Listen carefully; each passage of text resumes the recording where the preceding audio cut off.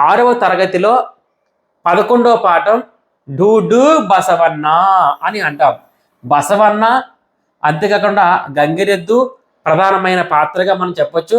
కురవంచి గురించి కూడా ఇక్కడ ఇవ్వడం జరిగిందమ్మా. ఓకేనా?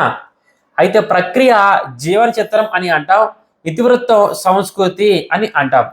గంగిరెద్దుల జీవన విధానాన్ని పిల్లవాడికి తెలియజేయడం కోసం, జానపద కళల పట్ల పిల్లవాడికి అవగాహన కల్పించడం కోసం ప్రధానంగా ఇవ్వడం జరిగిందమ్మా.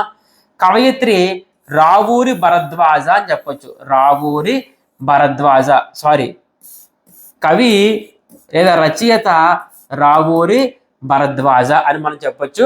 ఇతని కాలం 1927 2013 అని అంటాం. అయితే గుంటూరు జిల్లాలో తాడికొండలో జన్మించారు. రావూరి భరద్వాజ రాసిన తొలి కథ పేరు విమల. విమల తొలి కథ గుర్తుపెట్టుకోవాలా. రచనలు ఏంటమ్మని అడిగితే అపరిచితుడు, కథాసాగరము అనేవి కథా సంపుటాలు. అలాంటివి 37 కథా సంపుటాలు రాయడం జరిగిందమ్మా. ఓడతమ్మ ఉపదేశము, కీలుగుర్రము లాంటి 43 పిల్లల కథలు కూడా ఇతను రాయడం జరిగింది మేడం గారు. కరిమ్రింగిన వెలగపండు, అంతేకాకుండా జలప్రలయం లాంటి 17 నవళ్ళు కూడా ఇతను రాయడం జరిగిందని గుర్తుపెట్టుకోండి టీచర్స్. అయితే పాకుడు రాళ్ళు అనే రచనకే మాయా జలతారు అని అంటాము.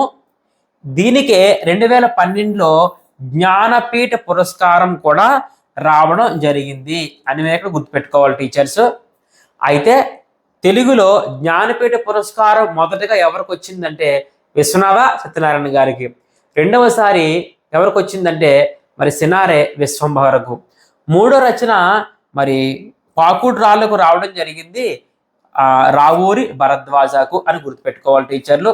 అయితే ఇతనికి చాలా రకాల అవార్డులు రావడం జరిగిందమ్మా. అందులో ఆంధ్ర ప్రభుత్వం ఇచ్చే కళారత్న, అంతేకాకుండా ఆంధ్ర యూనివర్సిటీ ఇచ్చే కళా ప్రపూర్ణ అనే బిరుదు, అంతేకాకుండా మరి లోక్ నాయక్ ఫౌండేషన్ పురస్కారం కానీ, రాజ్యలక్ష్మి ఫౌండేషన్ పురస్కారం కానీ, అంతేకాకుండా గోపీచంద్ ఈ సాహిత్య అకాడమీ పురస్కారం కానీ, కేంద్ర సాహిత్య అకాడమీ పురస్కారం కానీ, అంతేకాకుండా మనం గమనించినట్లయితే ఇంకొకటి సోవియట్ భూమి నెహ్రూ పురస్కారం కానీ, సోవియట్ భూమి నెహ్రూ పురస్కారం కానీ, అంతేకాకుండా జ్ఞానపీఠ పురస్కారం కానీ, ఇవన్నీ కూడా రావూరి భరద్వాజకి రావడం జరిగింది.